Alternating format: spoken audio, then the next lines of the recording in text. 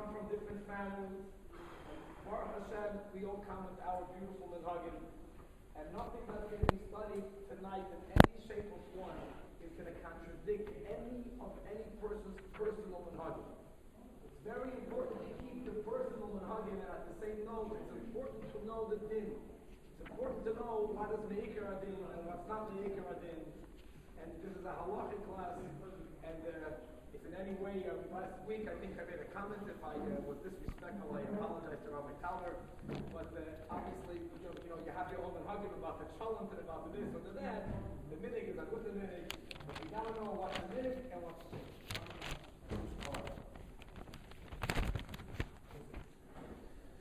Okay. You know, it's a challenge to teach Hilchos Pesach. Hilchos Pesach is a Welt. So much to speak and teach. So I tried to be mitzamtzem, to focus on a few things. Just for the record, that there's halacha, 30 yom koden lePesach, you have to learn Hilchos Pesach. And the Rishonim, 30 days before Pesach, everyone has an obligation to learn the halachas of Pesach. It's not a minig, it's not a nice thing, it's a chiyuv. And one of the things I always say, we're the luckiest people ever living on the globe, because they had to know how to make matzahs. No one makes matzahs. They had to know, everyone had to know how to make a gulas kelim. Many people have, Pesach dishes. No one bothered. They knew how to, enormous. Just like your wife puts up chicken, every family, till about 200 years ago, 250, some say it was 250, till 200, every family wife had to make matzahs. You hear that? Your wife had to make matzahs. That's what she made chicken, she made potatoes, and Pesach was the job of the wife to make matzahs. Then it became a little bit, as the cities got bigger, people started to make, companies with their hand matzah, but it wasn't like so efficient. That's where later learned many chumras that it had stem because, not everyone is very geschickt. How you say geschickt in English? Very talented and know how to make good matzahs. But this was a serious problem. So anyway, so 30 days, koyd machag, you have to learn Hilchos Pesach. Now, I want to explain something. There's so many psukim on Pesach, so just for the record, the Torah says, Shivas Yomim, lo yiru alechu, lo yimutz alechu. 7 days you're not allowed to have chumetz in the house. 7 days. That means if you have chumetz in the house on Pesach, you're allowed. Now, Erev Pesach, after Chatzos, Rav Rishonim hold that there's no lav. Erev Pesach after midday, Shesh Shus L'Mala, there's a pusik Ach v'Yom Rishon Tashbisi. The what does Yom Rishon mean? Yom Rishon means the day before. That Ach, the Gemara Ach means but. So Gemara Darshans, I don't want to go into the whole sugya, but it means that at midday, after midday, there's a mitzvah essa to get rid of the chumetz. There's a famous Balamor that holds you can get rid of the chumetz by eating it. You hear Rabbi say. He held you can eat it after midday. The mitzvah is to get rid of it. I got rid of it by eating it. Okay, we don't pass in that way, but the Balamor, one of the Rishonim, held that way. Just saying, after midday, there's a mitzvah, you got to get rid of the chumetz. Tashbisi means to get rid of it. How you get rid of it, we'll later see. We'll later get to the halacha. But that's the raisa. After midday, you get rid of it. Then there's another thing. After midday, there's a machlokes if it's osabanu or not. We paskin after midday it's also osabanu. That's why we don't follow the Balamur. We follow the Rambam Shitta who holds after midday. So it's osabanu. That means Val Yiro, the lav of not having chumetz in your premises, Val Yiro Barmut starts 7 days. Shivas Yomim. I always joke with the people, you can't argue with the Talmud Bavli, you can't argue with the Chumash. The Chumash says, Shivas Yomim, La Yiro L'Chachumim. The lav only 7 days. But from midday on, there's an Esser, that you got to get rid of the chumetz. Now, in the Gemara, I want to explain this since we spoke about Hefker. What does getting rid of the chumetz mean? There's two types of getting rid of chametz. One, when it is already after midday or middle of Pesach. A guy, something became chametz. By mistake, bought chametz. I want to tell you a frightening story. About 10 years ago, 12 years ago to be exact, is what happened was the LA Times was very nice and put into the paper they send sometimes advertisements, so they send Cheerios. Remember that story? So anyone who got that on Pesach, second day Pesach, and I was, Baruch Hashem, I don't get the LA Times, but most of my shul gets it, and from all over they came running. Rabbi, this morning I bought in the LA Times, and there is chametz. It's a serious problem. You got to get rid of it. I just want to say that it's possible that you can have chametz on Pesach. It is possible. The times of the Elchonon is very easy. A woman put up a dough to make matzahs and became chametz. On Pesach. So on Pesach, to get rid of chametz, it's one halacha. It's one halacha. Getting rid of before midday is a different type of halacha. So are you saying that back in the day they would actually make their matzah on Pesach? Yes. Exactly. They made the chumrah. The Torah says there are people of machmir who don't like to make matzahs on Pesach. There are such people. The two rights. I hear there's such people. We the Klal Yisrael hasn't done it for the last 200 years. I'm just explaining how things involved. If we get time, maybe another year, I'll show how chumrah is grouped. But let me just focus on this.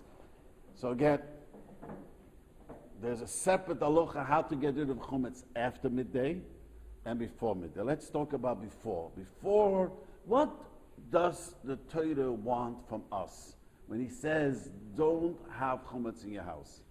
So the Rishonim say the Torah says two ways: check your house and get rid of it. You make bedikas chametz. Bedika, when you make bedikas chametz, that's how you get rid of the chametz. Like the Torah says to you, throw out the chametz. Throw out the avodah zarah. Get rid of the chametz. What is my obligation? What do I have to do, Manato? What I have to do is go check. Some Rishonim compare to bugs. You have a vegetable, you got to check. You don't see it. That's it. You did yours. So even though I have the chametz, if I made a bedika and it's there, that's all that Torah wanted from me. That's one way to get rid of chametz. The second way you could get rid of chametz is bittul. You heard this expression. We say, "Kol chamira v'chamira," it's bittul. Now that is a machlokes that is showing him what bittul means. So a few weeks ago I explained, many Rishonim holds bittul is hefker. Bittul means I made it hefker. A person has a koyach, I could say this paper is hefker and it's not mine anymore. So Menat Torah, you make bittul. Bittul means the Torah gave a koyach for a person to take something that you own and disown it and make it public. No one is the owner of it. So Menadin, chametz, you can make hefker. Many people, I tell this in the shul, have often, they can't figure out the guests and they have too much chametz. All of a sudden they clean out and tell them, go to the public bins and throw it into the bin. It's hefker. It's not your chametz. People think that you have to burn all the chametz that you accumulated the last 2 days. Torah says get rid of it. You will later learn there's a mitzvah to burn your own chametz, but you make it hefker. In your shus, we'll later learn with the Rabbi want you to keep chametz around. But if you could make hefker, to make sure you're not over the sederaisa, all you got to do is say hefker. Now the Rabbanan didn't want that because two reasons. First of all, hefker depends on a person's mind. Certain people think, the Shulchan Charav and the Poskim bring down that Kol Chamiro is not a tefillah, it's not a pisman, it's not a prayer. You don't know what you're saying, you're not yoitza. If you look in the Sidurim, they used to have it in Yiddish. I don't know, Chabad said it has it, but in the many Sidurim have it in Yiddish. You have to know what you're saying. If you don't, you think Kol Chamira is just some hocus pocus, you're not yoitza. You gotta know you are saying that your chametz should be hefker. So for that reason, Chazal didn't want to rely just on hefker. Second, we are used to eating bread all year round. A guy's going to say it's hefker, he's going to really mean it. Middle of Pesach, chapanash. Today, especially today, a cookie, you know what I mean? I always say, today in America, we eat all day, we diet all day. There's no middle. You notice, either we eat all day or we diet all day. People die, they're busy dying, people don't die, eat. So, a guy's going to, you has chumetz in the house, a cookie, chapanash. Chazal said, bittul is not good enough. You got to take the chumetz. Will still be there. Right, you see it, and you're used to eating bread all the year round. For that reason, the Chazal demanded two things. You gotta take the chumetz out of your house. Be boidik, and that you mekayim the raisi be boidik. That's one thing. Just as I said, get rid of it. And the second thing the Chazal say, you should make a bittul, because for Turi, maybe you were yoitzim an atoida. You looked all over, but maybe middle of Pesach. You're going to find a cookie someplace, and you're going to forget yourself, and geschmack a cookie. And for that minute, you are over by your because you didn't make bittul. So when you make bittul, it is not yours. Any chumetz, any place that it is not yours. So again, minatoida, you could make you can make either bedikoi bittul, and Chazal demanded both. Get rid of it, and also be hefker in case there is chumetz there. You're going to pick it up. You're not going to take care of it right away. You're going to think a minute. Wait a minute. What do I do with this cookie? Mamela, I always say over in shul that one year a guy walks into the shumal of davening, and he's pale as a ghost. I thought something happened. His child's in the hospital. He comes in the middle of davening. What happened? What happened? I picked up the couch pillow, and there was a cookie there.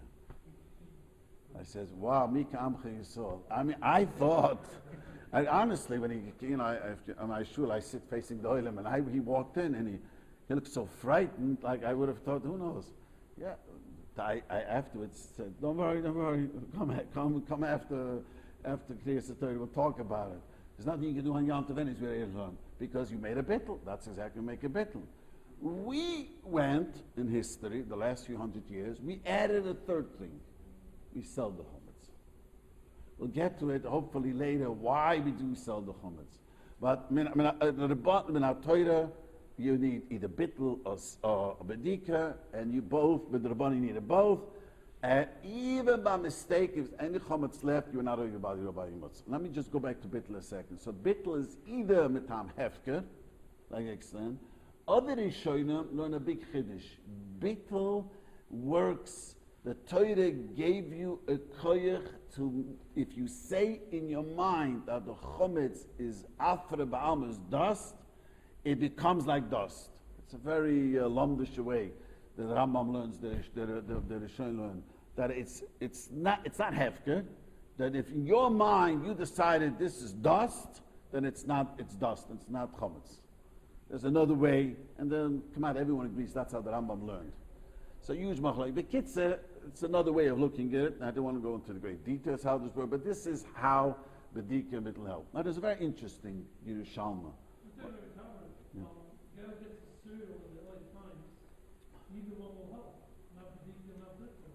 Right, that's right. We'll get to it, Mir Hashem. What were you supposed to do there? Don't order the times. We spoke already here that we can't order the times. We spoke about it here. I want to say over into the Santa Yerushalma, I want to say, it's good that we learn now early, because, your wives probably already today, some of your wives, not everyone, started to make Pesach dik, started cleaning for Pesach, and depends how big your house is, and now, the question is, what is Bedikas Chometz? Let me first tell you a very interesting Yerushalma, just to put things in perspective. The Yerushalma says that in Yerushalayim they used to have halls. For what? For the Korban Toida.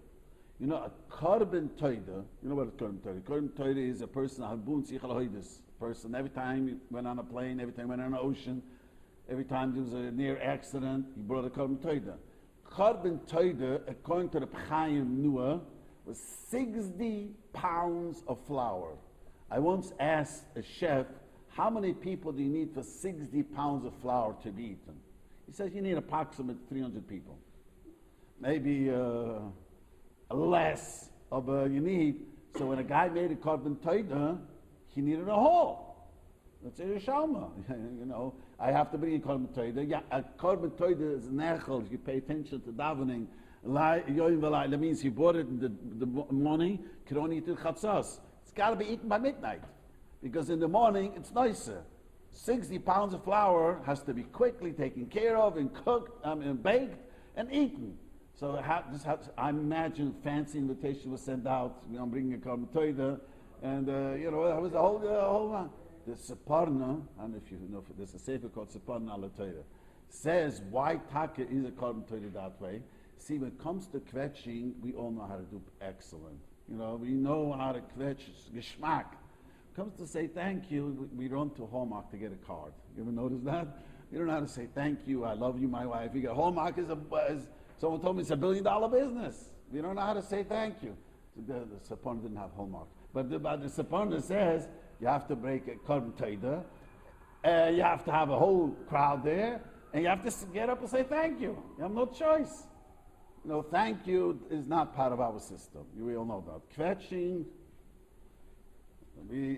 everyone is an excellent. I always joke and I always tell young people, the day that I thank my wife as much as I criticize her, I'll be a good husband. The day that I appreciate it with the same geschmack as I criticize it, my appreciation with geschmack, then I'm a great husband. See, when we criticize, this guy mit das brenn. Thank you, this guy, Yiddish we say, goes under the nose.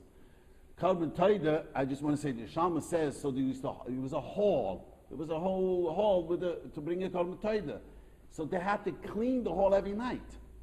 Because, you know, Kalman Taida had chumetz too. You know that. Kalman Taida was divided. Half chumetz, half matzah. Every night, they had to clean the hall. You shouldn't be noiser. Just like there's a lav bal yirua, bal yirmutza, there's a lav of noiser. So the Shalman says, if they cleaned it 2 nights ago, the hall, to make sure there is no noiser there, they have to clean it well. Just like chometz has to be cleaned. You know what noiser means? You're not allowed to leave over from it in the morning. Do I have to be by the chometz? What do you think of Shalma? There's another part which I don't want to be. What did you say? So they be boidik the night before B'dikas Noiser. So now, it wasn't used. Let's say tonight is B'dikas Chumetz. Last night, let's say there was a party at 8. And after the party, they went around cleaning the hall to make sure there's no crumbs left. Otherwise, there's Noiser. So do you have to make B'dikas Chumetz tonight? Because I already cleaned it yesterday. And the Shalma says, Takey. Takey means doesn't answer the question. So, you have to speak up? You have to see the place. I didn't No, he's asking, the Shaman asks if you have to see the place. If you see. Why you seal? The mashgicha, you clean it and then you seal it. You don't Yeah, know but what no. The Shama says, even if I seal it, since the bedika was for noisa, not for chometz, maybe it's not the same. That's what the Shama. What the Pri Chodesh brings out from this Yerushalmi, you see, they have to be boidik, chumetz, and clean, mamish, focus for chumetz. Why did I say? Many of your wives, including my own Rebbetzin, you know, Pesach cleaning comes spring cleaning. Right. So I tell her, Rebbetzin, you're defeating the purpose, according to the Shaman. Doesn't help. I'm married a long time, doesn't help. But you have to clean Shem Pesach, not spring cleaning. It becomes, I don't know, but it doesn't happen by a spring cleaning. It becomes, according to the Shalma, your focus is chometz. Yeah, noise is eating. Both. But noise is, you're not allowed to eat after this man. It means, let me explain what he asked. No, let me explain what he said. There's 2 asirim noise. You're not allowed to be shev al tasa to leave it over. That's one. You make sure you get rid of it, and you're not allowed to eat it. That's a separate issue, not allowed eating. But noise is allowed, lois isirim ameni. You're not allowed to leave it over. So it's like chometz. They were. Well, we don't know if it's a isha b'mashu. The Rav is mesipik. The Alter Rebbe is mesupik. Okay, let me explain what he's asking. Naftali's asking that, there's a famous question. How much do you have to be boidik? Now, everyone agrees, including the Alter Rebbe, crumbs you don't have to check for. You don't have to check. But What do you mean you don't have to check? Peruren, the Luchna Gemara is Peruren Memele Butler. That means there's no way in the world, I have to tell you, that you could, first of all, you have no right in the world to be neurotic, Pesach. That's number one.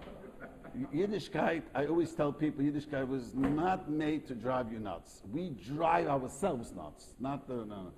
But people have told me, there's no way you could avoid that you walk down the street and maybe some crumbs came into the house. There's 100% crumbs came into the house. I heard people see them change the shoes.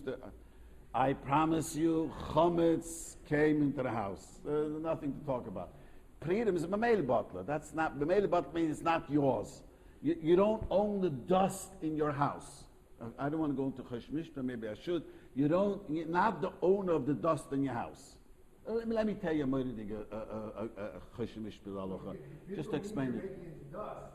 Right, exactly.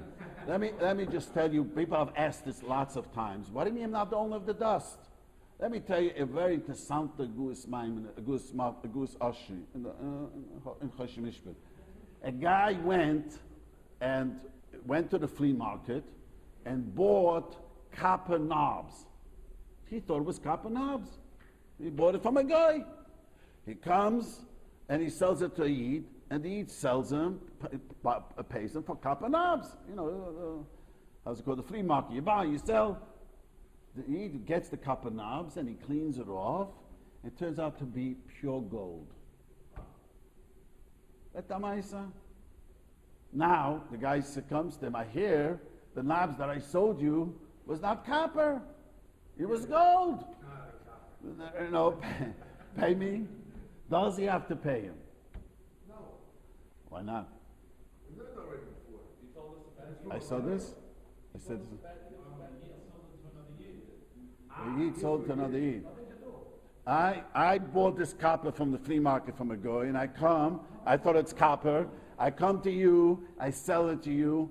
This happened, a story. I heard from an Alter Yid that after the war, he went and he found in the Lower East Side a Keser Torah. And the guy tells him, this is metal. He sold him for buck. It's okay. He didn't do Alter, he just for the Shem Shemaim. He gave it to someone to clean it. The guy said, this is not metal, this is silver. He paid a babkas. I remember this mamish a few cents, 50 cents, $1. The guy sold him. Turned out to be a few $100s in the 1950s. The old Yid told me. Anyway, so this is the question. So let me explain that in Chashmish, but let me just. So did he own it or not? Does he own it? When I have the copper, I thought it was copper, but really was gold. How much of this? Knobs is mine. Let's say copper is worth $1, gold is worth $100. I'm owner. So the Gus Matcha, Gus Oshi brings that eye from the Gemara. You don't own something, only the value that you know that you own. So I was only a balbas of this for $1. I never was kind of this chayfetz more than $1 of it. When I sold it to him, and I only had $1. It's not that if I was Yoirish, let's say I yarshened a thing, and that means automatically became mine, it's a whole different story. So some and others, but that is different. But if I bought this thinking it's copper, and it was really gold, I only was a balam on it, $1 worth is balam, and when I sold it to him, I saw what I have. He found the mitzvah. It's like he would have found that on the street. What I'm trying to bring is Gus Ashri is that you don't own dust. If I don't want it, I don't own it. No one is. You're not your dust in the house. It's not like it's my house. So what? It's in your house. You don't even own it. Somebody steals it from you. They have to pay the copper, or they have to pay the gold. He has to pay the copper. If I didn't know it was gold, he has to pay the copper. Just like in the LA Times, you were buying the Times, you weren't buying materials. Oh, that's a very good. I'll get to it later. Very good what you said. But I want to come back. You're not an owner of the dust. So let me explain. So anyways, That's coming back. Bedikas chometz is, coming to your question. So his question was that how much bedika do you have to have? The kazais, that's really a big machlekes in the Shulchan Aruch is mesupik himself. I see this, whoever this guy, he did a good job. This, I don't know who this is, the new Shulchan Aruch. He always shows the amount of mekaymis, and he points out there's a few steers. He's mesupik alone, the Kitta Sachan. But the question is, Kamat, everyone agrees that you don't have to look for something that you're not going to pick up. Otherwise, Rabbi say, to make B'dikas Chometz, you're going to have to look at every page of every book you own in your house. I imagine Chabad Chassidim have the Lekita Sichas and Lekita who knows, and Lekita Busa Lekita. Yes, and you learn, you're going to have to, every page. Yes, every page. You'll never be Yoitza B'dika. That is not the obligation of the B'dika. So we'll get to it. There are people who do, and let me tell you, I was young, and I went around the B'Simedrish when I was in the Kollel. I put crumbs into the sefer, and I had people who used to say they check it, so they shake it. I turn to the page, it's still there. I shake it differently. The crumbs was still the exact same place. People, I don't know if you do Chabad, those who shake it, some people, the Machminim shake this, some they do this. Some of the other Chassidim do it. They shake the Svarim and they think it fell out. It's nonsense. It doesn't fall out. Unless you go to every page, there's no way it falls out. The din is, you don't have to check for crumbs. What you should do is don't bring a sefer to the table. That's a separate issue. That's a practical issue, because you bring the sefer, crumb might fall out. You might come to eat it. But as B'dikas Chometz, that's a separate issue. You don't have to, it's a Hilchas B'dika, to get rid of Chometz. No one is interested in owning the crumbs. No one, I found out it's my crumb. I write me kadeshiously with this crumb. And the crumb is worthless. Are we talking about different things, meaning in terms of ownership? Right, we're talking about ownership. Crumbs don't matter. Crumbs don't matter. If it has to do with eating. Right. Now it has to matter with eating, that's a problem. So Mamela, you don't bring it to the table. You might fall out, the crumbs. So you have to look for a thing that's a Cheerio size. I can imagine someone pick up a Cheerio. If you see crumbs on the floor, no one nowadays bends down and take crumbs. So the kids. With steam cleaning the carpets, you think that's real. Spring cleaning. That's spring cleaning. Got it. That's what you have to remember. When my wife says she needs it, I tell her it's not. It's called spring cleaning. You have to have shombais too, so you have to give in. But it's called spring cleaning. Going back, in that case, the hall should be cleaned then. They shouldn't have to do it again. Oh, the Shalmi, it was Mesupik, it's interesting, Yishalmi. The Shalmi says, since we were not boiker as Hilchas Chometz, that's Hilchas Noisa, maybe we're not Yaitza. Shalmi Bavel Tzurichin doesn't answer. So, like, you see, but I'm coming back. Why would it be a different type of cleaning? That's a whole lumdish word. That's a good question, which I don't. But the point is that what? You see that you have to have a mind cleaning l'shem chometz, not spring cleaning. So what I tell people, I don't know. Many people in my neighborhood have huge houses. What I do, when the Baruch Hashem, I married off most of my children, but when the place was Kanai Nahara, so I used to be Baidik Chometz. There's no way I was able to Baidik Chometz and Bedikas Chometz night everything. If you want to do a good job, it'll take you all night. Some Sefer made a Bedika, took her from night till the morning. And, it's exhausting. So I check from the beginning of the week, without a bracha, Pialochi allowed to do that. I check the garage. I go at night, my wife did the garage, go around, check it. Things that I cannot check, I'm going to explain later. You sell. That's all that she has stored away things, who knows from where. So that all the cabinets I sell, it's not mine. I tape it off and I sell to the shiksa, but the garage, we have a freezer, an extra refrigerator, and the children have the exercise bike. So I just, check all around a few days before, and then we know not to bring chametz into the place. Because otherwise, if you have to check it, it is the night of it, you really have to be baidik is a very, very difficult thing. So when that's important to keep in mind. Daylight or to the electricity that it has to be, you have to check with the candle. Now, I'll tell you a big chiddush. Yeah, even on the night of the B'dikas Chum, I'm going to tell you guys a chiddush, and don't fall off your chair. The Shiurim says that you have to boid with a ner. Candle. I tell people if you boid with a ner, you're not yotze the mitzvah. We are not used to walking around with ner. You walking around the ner, you're busy. Is it dripping? Is the curtain there? Is this there? You are busy looking at the ner, not for chametz. That's how it is. The reality is this way. The minute I was saying, I light a candle, and I make the bracha, and I take a flashlight, and I look with the candle, I blow out the flash, and I look with the flashlight. Because you can't look under the beds, in the corners. You're busy looking at the net. You know what I mean? What do you say? Yeah, so you're busy. Those days, they walked around. They lived with candles. When was the last time you lived with candles? So you literally cannot really be yotze the mitzvah the right way if you don't use a... You just say that if somebody uses candles, he should use candles, but if somebody never uses candles, he shouldn't use candles. I tell people, use a flashlight. But they're saying when it says in the Torah that you have to use a candle, they mean light. Light. They worked with candles. They were not, there was a whole different...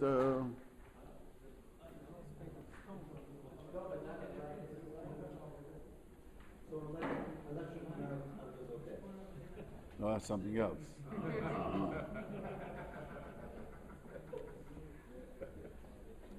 One thing I know that I would do is to look at my car with a flashlight.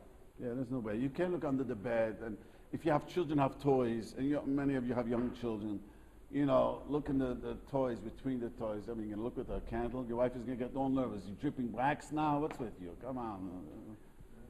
The week before that you're searching, you're also searching the same way. I said I start the week before. Now I don't have to do that, but with the light. No, I use a light. The night of the B'dikas I use a candle. I start usually a few days before.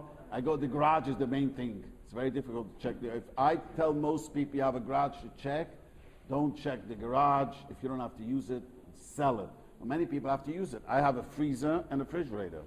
And the exercise bike, how much the rest is just storage thing. So I make a check it. I don't want to say another halacha. There's a very, very big misunderstanding about, people come to people's houses. I've been asked all the time, they have to rent, pay rent, make bedika. I'm sure you heard this. Going to my in-laws, and I go to my in-laws, so if I'm staying by my in-laws, I have to, pay $1 to rent the place. And I want to, first of all, bedikas chometz, when a bach is at home, you have two bachram who live at home. When we were bachram, we didn't make bedikas chometz. There's a chiyuv bedikas chometz not on your father, it's on you too. You also ate there, you also hung out there. Especially nowadays, every teenager has a little money. The good old days didn't work that way. So when he bought some chometz, it's his. So what happened to bedikas chometz? Where did he make his bedika? That is, the father makes a bedika, you might say his wife, and everyone is living there. It could be your mother-in-law living there, it could be your in-laws living there, and all the children living. You are there.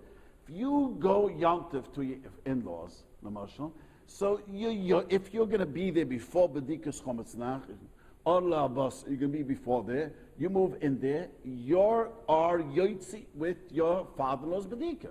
There's nothing you have to do. The halacha that everyone knows about, a famous halacha, is the hayotze like sheyora, hayotze liyam. A guy is leaving going on the ocean. And an ocean, not an ocean liner, not where you have your private room killer.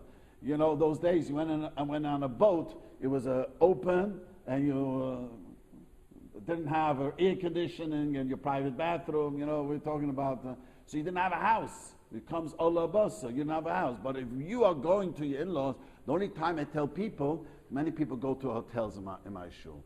So they leave, if they go to a hotel in Erev Pesach, so there's a chiyuv to make the bedika ola basa. That's a big machlokes. Then you're in the house, even though tomorrow they're leaving in the morning, 7 in the morning, but since you were there, you have to make a bedika. So you don't have to, that's a machlokes in the chayim, but that has nothing to do with, so you go to your in-laws, You don't have to buy anything from him. You can help make your father make the bedika. You check your room, or if someone else checks your room. You are yoitz in the bedika's being done in the house. Period. It's your house before you go there. So before you could, if no one's going to use it, you can rent it out to the shik, so you don't have to make bedika summits. And so use it. It's not your headache; it's their headache. Now most people say, I don't want them to go through my stuff, so just sell everything, all the cabinets, tape up all the cabinets. I say everything is sold, and tell them it's their obligation to clean up. But if in your couch, there's a cookie in your couch. I'm not being there. I'm selling my chametz. But who has the responsibility? The one who's going to be living there. Nobody. The one who's going to be living there. Responsibility. Because he makes bittul chametz. He sells his chametz. It's not his chametz. The one who's living there has to make sure there's no chametz all around because he shouldn't pick up a cookie.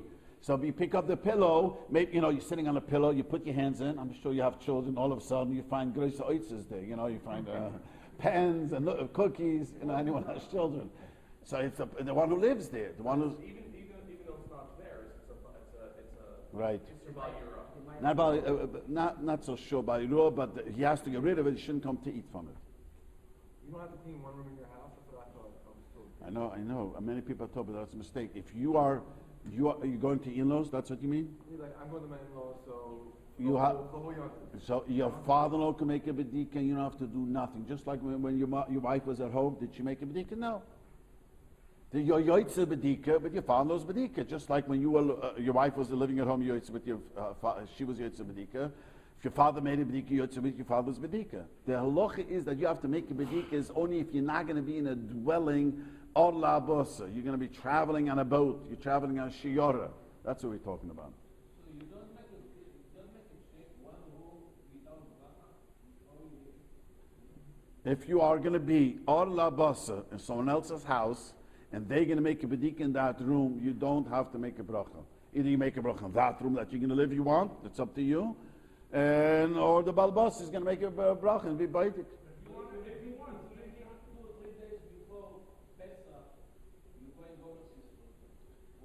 But if you be, where are you going to be Allah Basa? In the new place. And the house here, who's going to live there? Let's say you go to Etzisol, the house here. You're locking it up. You tell the rabbi, sell the house, you rent out the house, you have nothing to do for pay, no bidin. Yes, the house you're going to be living in. Allah Basa. Allah Basa, you're going to be, and let's say you go to Israel, to your son, to your daughter, to a sister. That house is going to be Nibdak. You're living there. So that house, they're going to make a bedika. When you,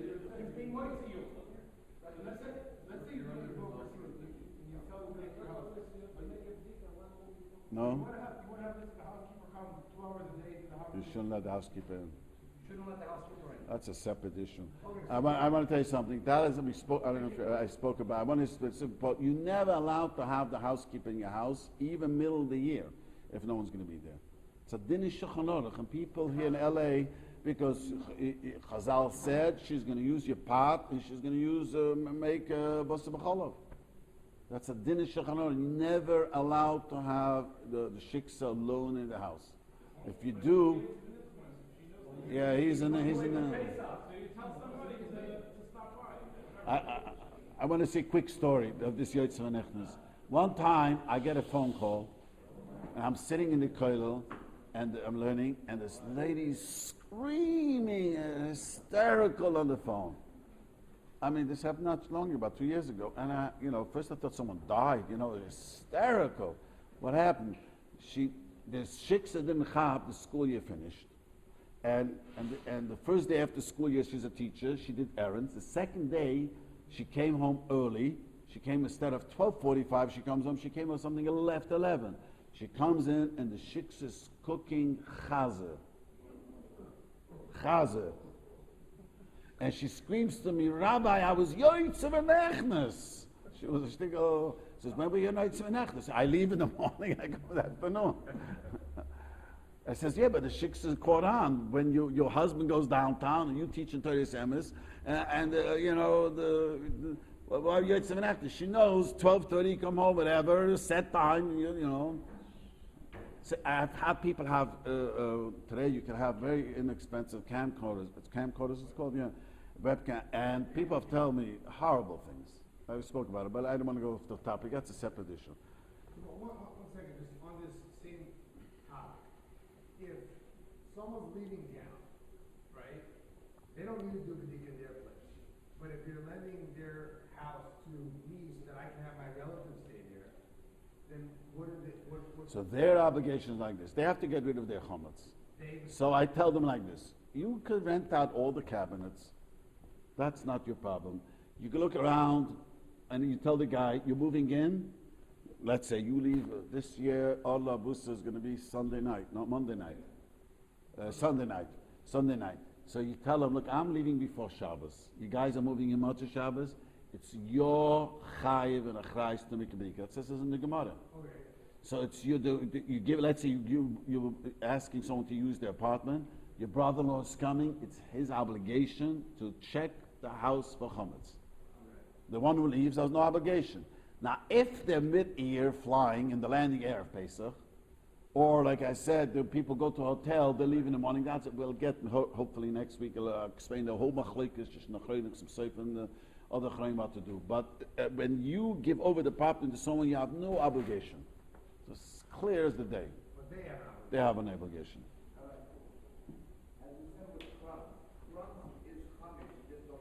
Yeah, you know the Lashon HaGemara says, yeah, of course. The Lashon HaGemara is Peruren Memele Butler. You know, you step on Peruren nowadays, especially. You know, who's going to pick it up? But it's there's certain things it's automatically dust. Yeah, but dust is dust. Yeah, a big chametz, a bread, chametz. Yeah, the big bread is after the Ada, but after the Ada is after the Ada.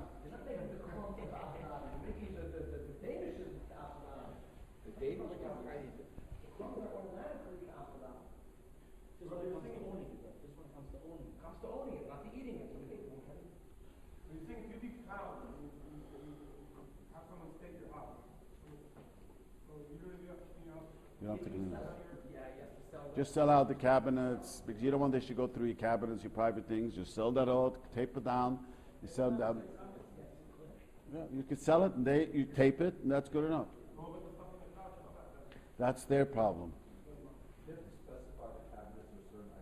Well, it depends who's your rabbi. That really depends. In Halacha, it should. You should, which cabinets you should, but I know many rabbis don't, so I'd rather not talk about it here. And next time, I'll explain why it's better to do that. Okay. I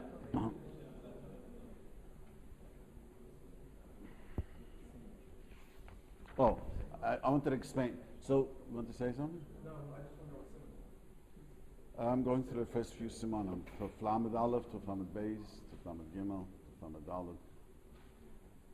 I just want to say another thing, that we are discussing making bittul before Pesach. Yes. And there's another type of getting rid of chametz after the 6th hour. Now, I want to explain a very, very important concept in Choshe Mishpat. The Gemara says that after the 6th hour, it's Osabar Noah. It's not yours. You know, it's very interesting. Gemara says, Shnei dvorim eini b'shusha shel adam. Famous Gemara. The two things are not yours, and Hashem said it's yours. One of the things is a bar b'shisarabim. A guy makes a pit in shisarabim. Anyone who learns B'Metzia knows, make a hole in the shisarabim, it's not mine. The hole is not mine. It belongs to the public. And if I made it, the Torah says I'm responsible. The hole became mine. Chumetz is Osabar Noah. Osabar Noah means that you're not allowed to have any benefit from it. It's not mine. You know, someone told me that someone claims the North Pole, someone recently told me that the Russians claim the North Pole is theirs. It's like saying Jupiter is also mine. Well, how is it yours? Well, what is it yours? You know, yours means I have Baalam. Baalam means mine, that I am Balabas. I'm the big shot here. If it's Osabar Noah, the Gemara says, There's nothing, it's not yours. What do you mean it's yours? You could do nothing with it. The Gemara says, be'etzem, something that after the 6th hour, it's really not yours. In Chashmishpa, the Torah made Gzeres HaKosef that it is yours. So Mamela, the Gemara says, the Rishonim learned this off, so you cannot make it bittul, because it's anyways not yours, and Hashem made it yours. After the 6th hour, so I had once, I think a French guy, your father sent a guy once, came to me after the 6th hour, and he didn't sell the chametz, and he comes running, Rabbi, and he didn't sell the chametz, and he had chametz goma, Cheerios, and who knows what, and I don't know what happened, and I didn't understand the French. I think your father came, someone came to translate what he was trying to explain to me. There's nothing I could do. Rabbi, you got to do something. There's nothing I could do. A guy breaks a leg. There's nothing I could do. You got to go. Told him you got to go and burn the chametz. He said, wanted to put it out. No, there's no putting it out. It was after chatzos. Told him he's got to go to take a fireplace and buy wood. And he looked at me like, I said, got to buy wood. He has a fireplace and sit there and burn the chametz. Because after the 6th hour, it's not yours.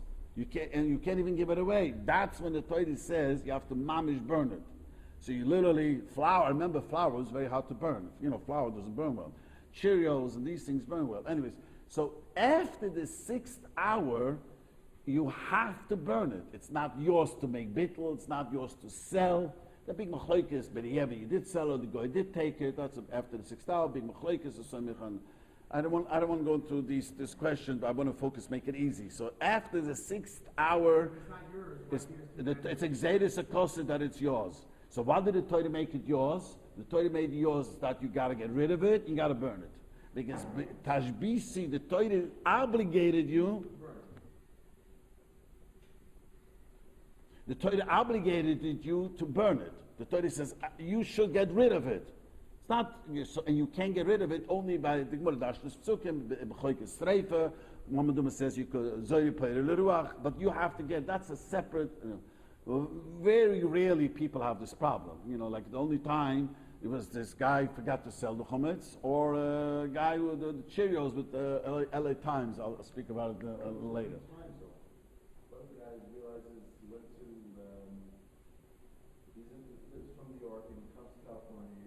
That's an old kasha. Which time zone do we follow?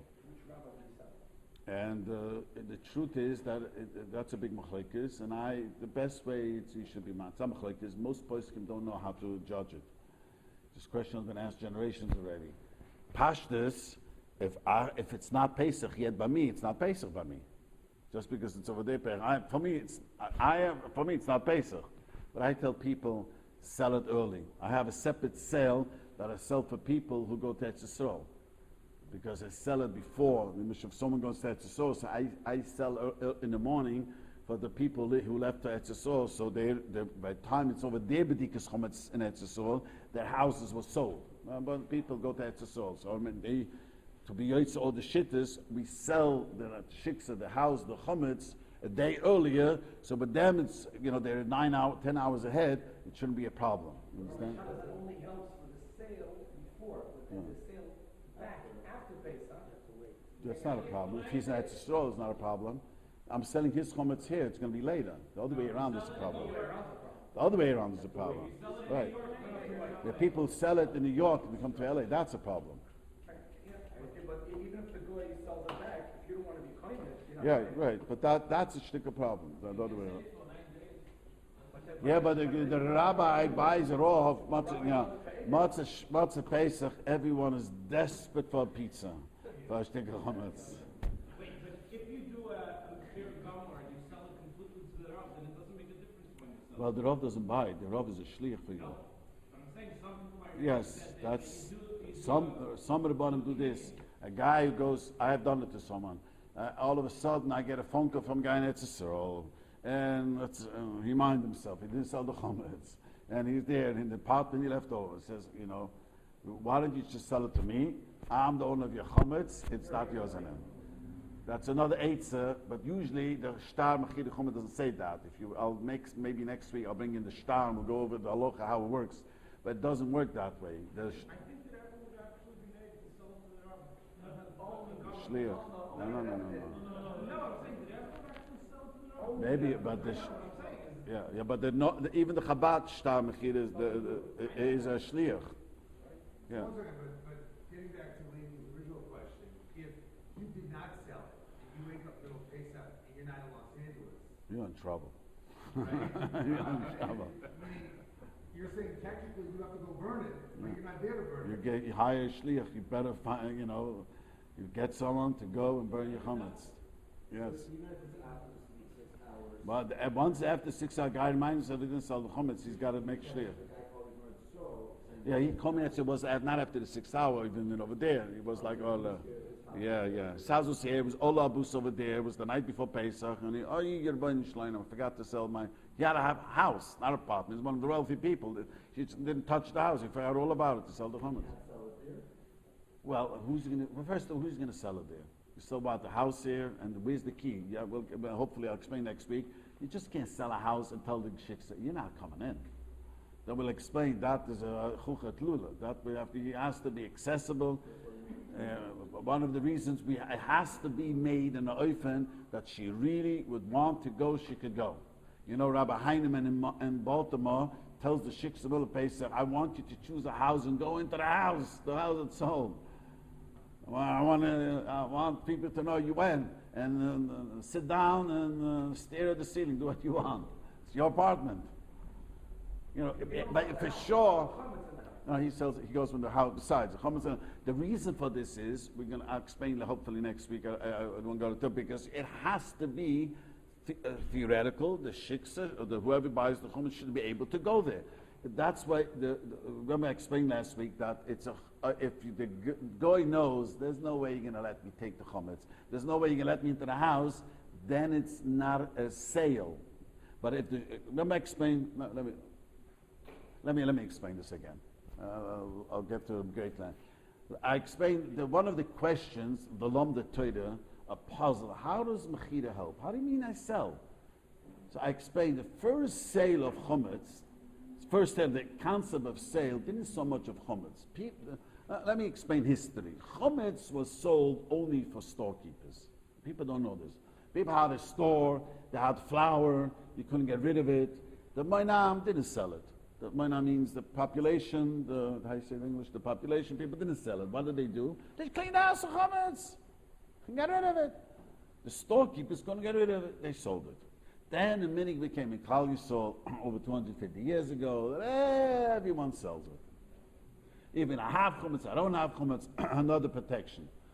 The first sale that everyone did was, I explained last week, every person had a cow once upon a time in the house. My mother, Zazang Gesundestark, lived in Hungary, and there were 13 children, and they had a cow. That was her job as a young child was watch the shiksa milk the cow. They didn't have one shiksa, not two shiksas. There were 13, they were wealthy also, but they had two shiksas just to, so there's a problem with the cow. The cow becomes pregnant and has a b'char, a zochar, and then it's a b'char, and b'char b'zman hazeh, you could do nothing. So what did they do? They sold for the goy the ear of the animal. No, the mother, even the mother. So you sell the ear to the mother, the guy needs the ear. Do you think the woman needs the ear? So you come collect the ear. When people say, this was much machama. B'char, I want to explain to you, the reason why much machama, b'char, if you work with the b'char, you over alav every time you work. And you shechted, you over shchit chayiv kodesh. By motz is only alav. So here, why is it a sale? We tell the guy, it's yours. And the guy knows if I come and demand the ear, he has to give me the ear. But if the guy knows he's going to want to come take the chametz, you ain't getting it. Then he knows. Then it's a chichot lid. That's what we later learn. I'll show you how the Rav writes, and the Alter Rebbe writes in his Tikkun, and not you can't put a lock on the thing, and that's why we make it with Kabbalah, one of the reasons, because if the guy knows that he cannot pick up the chametz, you have to leave the key. Yes, I demand the key, and otherwise, yes, I demand you should leave over a key because it's a chichat lead. I mean, you're Florida, where are you going? Or somebody else, and the shik says here, you rent to the house. Come on. But you're letting it go in your house, and that's a problem. That's the problem of separate problem of the dishes. Yeah. Having the key. Having the key didn't make the problem. She knows. I tell her, here is the key. And I make a chumetz. I said it's filled out. Usually I tell them it's by the neighbor or there's a lock. And on the document, the mashiksa knows this is the number of the lock. Most people have like a leaf in case they want to come in. I write it in. She should be able to go in. You know, you go to Etziso and she rented the house. Hello, I rented the house. I mean, for what? When you sell your comments online, you don't give them the key. That's right. We'll talk about it next week. Nothing, so at least let's learn. Yeah, online, that's one of the problems. Online, if you sell the chumetz online, if you have real chumetz, it's not, well, I'll explain next week. Yeah, I'll explain next week why it's not so like a tchelah. Because you have, it has to have, the shiksa theoretically has to have access to the chumetz. I'm saying almost the same kinyan. It's not about the kinyan. The kinyan today you can do online. It's not the kinyan. The kinyan is not the problem because the kinyan is not a choikis. Yeah, but the kinyan could work. The problem is that the goy knows. You know, someone told me the Chabad shliach sold someone's chumetz in Alaska. A guy told me online. Shliach showed him that guy in Alaska. The funny thing is his girlfriend is not Jewish and he's Jewish, but he wanted to sell it. But there's a shliach in Alaska. You should have been told to sell it to the shliach over there. The guy told me over here one time. Showed me. But how can you sell the chumetz? This is why the problem of selling chumetz, and the goy knows that there's no way that I'm going to get it. There's no way. You know, in my neighborhood, these mansions, if the shiksa knows that she cannot go into the mansions, I tell her, you could go in, there's a key, this is all yours, take the chumetz. What? Yeah. I have one who wants to be trusted very much, but theoretically she can go. Why do you trust her? Because she makes a lot of money. She's the owner of a few $100 million. She is the wealthiest. She is the wealthiest on paper. She probably owns a few hundred nursing homes. Nursing homes, not old age homes. I'm talking about nursing homes. So. I don't know. Maybe I was always under the impression that you're supposed to, if you're going away for Pesach, you're supposed to sell it to a rub where you over there. When I was in Israel, I used the rub in Israel, I think, to sell it over there. Many people do it, but that's what I'm trying to. The odds done, and I see in her, but it's not according to many poskim. It's not good enough because the guy over there knows. You know, the door is locked. Next week, hopefully, I'll show you, read the Alter Rebbe inside, where he points this out. The Shulchan Aruch and many Elchonon pointed out, it has to be theoretical. She could, some claim, well, theoretical, she take a flight and come to Etzisol, and it has to be more feasible. The better, more feasible, it makes it more real. I'm not going to say Chas v'Shalom, people do it, it's not good, but in a halacha, it's more mehuda that the shiksa could do it. Yes. So if someone's going out of town and they're selling their entire house, but then they have All the chametz in their house. They sell the chumetz too. People leave town, they sell the chumetz in the whole house. Okay, fine. If you're not selling a house, you're just only selling We're renting out the house and the chumetz. Because you really have to buy your house. That's a good question. What's your first name again? And let me explain what he's asking. This is a pot now, I didn't explain this, what he's asking. See, there's another halacha. It's true, I'm leaving LA. You're going to go to your in-laws, wherever you're going to go. You can arrive early, but there's a din that your house in Shloshim Yom Koydem HaChag, if you leave your house, it has to be you have to be boidig. Chazal wanted it should be boidig. So, but why is it not a problem? Because people sell the house. If they don't sell it, someone else uses it, it becomes their obligation to know it, not yours. So if you leave your house 30 days before less than 30 days before Pesach, someone's going to decide to go to Etzisol today, lock up the house, he should be boidig the house. So that's where the renting the house comes into That's why you need to rent the house to the shiksa. It's not mine, it belongs to her, the chumetz is sold, and no one's going to use it. She wants you to come in. But if you're having people stay there. So it's their obligation now. It's not anymore your. It's, I tell them. You tell them they have to make b'dikas chomas the right way. So most people tell me, I am not interested. They should go through my clothing and my private things. Here's the issue I'm having. If you're selling the house, then what right do you have to now let someone stay there? No, you can't. No. I never allow this. People have asked me this. They sell the house to the shiksa, and then they say, could someone use a room or this? That's very complicated. We'll talk about it next week. Well, it's either you sell the house to the shiksa, no one uses it, or you just sell the chametz to the shiksa, and your friend, neighbor is going to use it, and it becomes their obligation to make the bedika. Because let's make it better. What happens if you rent out to your neighbor? You say, listen, it's a week's time, it's a mansion, $500 I rent it out for you. Most people don't do that, but I can imagine a guy say, listen, $500. Just because he gave it for free doesn't make it less obligated. Just because you're getting a free lunch doesn't make it less obligated. You could have charged him $500 for the week, or you could charge him nothing. But it's not because I paid $500 I have a chiyuv. I have a chiyuv to be boidik. If I borrow your house now, I'm going to be living there. It's my obligation. The house that I'm staying for Pesach should be clean for chametz, and no chametz should be there. I shouldn't come eat by mistake. Why you sell the house? You have to sell the chametz. That's separate. I have to sell the chametz because it's my chametz. Let's say Benny is leaving to Eretz Yisrael. Well, let me explain. He has a freezer full of cake, and my wife says, "I'm going to start challahs there and cake and who knows what." 1 second. So I have to sell that. That's one thing. Then Benny has a freezer. He sold the freezer. It's not his anymore. It belongs to the shiksa. Now his dear neighbor wants to use the apartment. So Benny says to him, "You can use the apartment. I have no problem. It's you. I'm not going to rent it to the shiksa because I cannot rent it to the shiksa. It's your headache now to clean the house, make sure there's no chametz." And it is his headache. What happens if you rented it out for a month? You know, I have in my neighborhood one of the Chabad Chassidim for 3 months goes to Eretz Yisrael all the time. You know, he has a house in Eretz Yisrael. You know, there are people, you know, retired already. They hop over, they come back. So what happens if he decides for a month to go to Eretz Yisrael? And he says, you know what, I'm going to rent it for a month.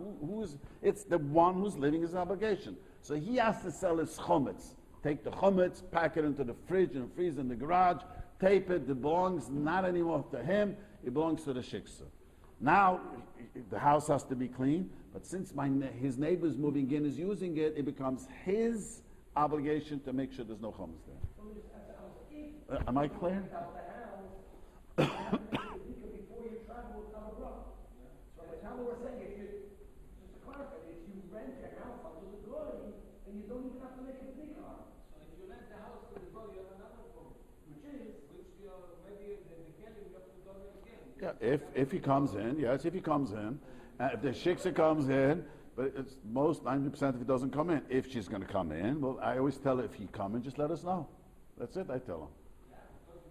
Yeah, but Baruch Hashem, in the 25 years I've been selling chametz, the shiksa never went into the houses. So the person that's coming into the house, they don't have to be kind of, Don't have to become nothing. so how does it become their chametz? No, it doesn't have to become your chametz. Not your chametz. Why does it have to be? Because you might find a cookie and eat it. Imagine you're sitting on the couch, you are by someone else's house, you're sitting on the couch, you put your hand in, the cookie. You might eat it.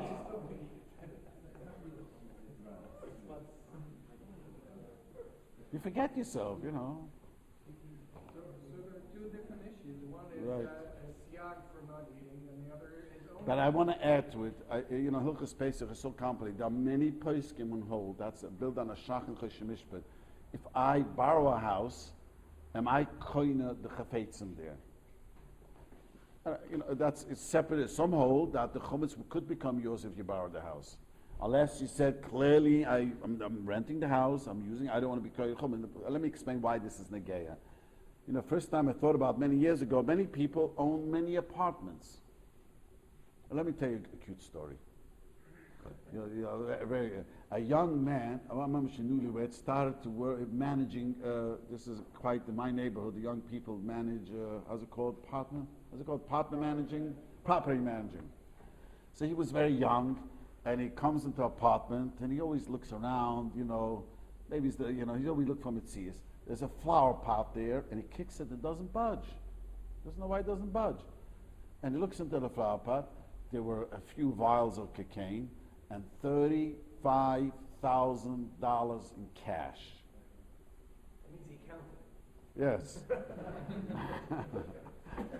So he comes to me and he asks me like this. I am a apartment manager, whatever it's called, take care of the apartments. And it's not mine, it belongs to one of the rich people. You know, he has, in that complex, there's 12 apartments, he tells me, and this guy has many apartments. Who is kind of this $35,000? The cocaine? That he got rid quickly. He panicked. He flushed it down the toilet. The question is, the $35,000, who is the owner? The drug dealer is coming back to the light. It wasn't mafia. He didn't make it happen. The drug dealer. The drug dealer is gone. He's not gone. He's African. He's African. So he's with Who should be coming? Who? Now the question. Well, what is this question? Oh, so he says, why should he claims the owner of the house should be koina at tam chotzer. It's his house and koina. There's a din in a Gemara in B'Metzia. You learn B'Metzia now, boys? No? Yeah? It has to be chotzer hamishtameres. You learned Daf Yud and Daf Yud. There's a din la chotzer is koina. Only it's mishtameres the daita. Means that the chotzer koina that has to be guarded for you. This rich person doesn't even know the place is empty. And he tells me even better. The apartment door was open. He sent in the Mexicans to paint it. And they left it open. It was not mishtameres at all. So the owner, it was not koine. So who is koine? He. It was not.